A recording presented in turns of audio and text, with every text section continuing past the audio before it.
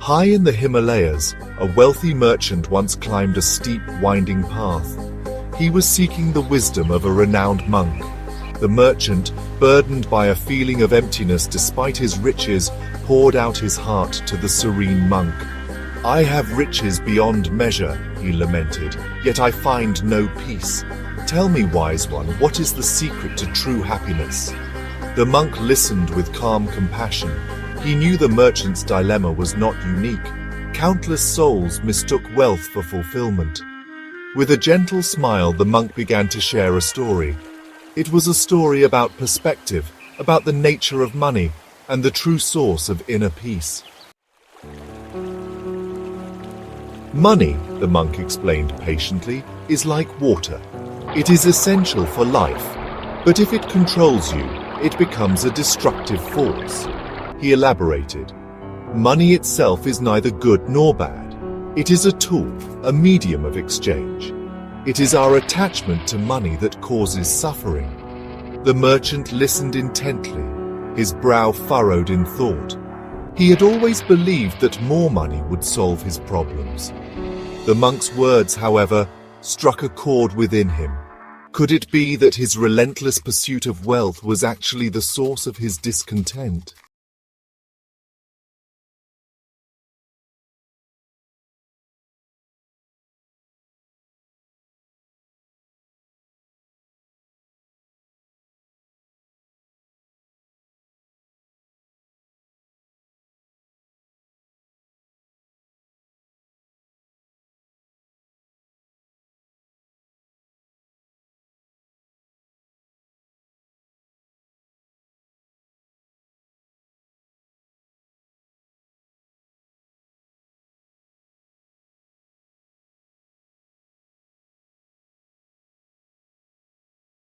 The state of one's mind.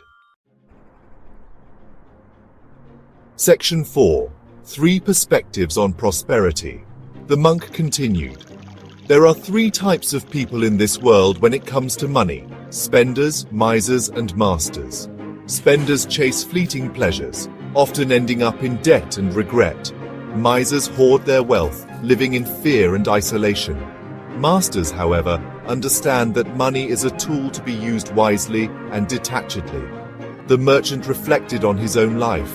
He had been both a spender and a miser at different points.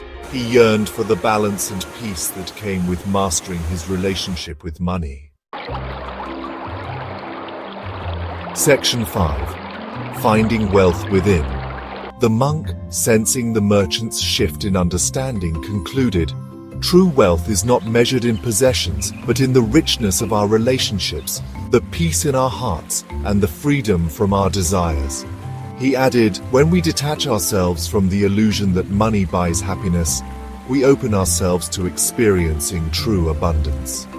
As the sun began to set, casting a warm glow on the Himalayas, the merchant felt a sense of liberation.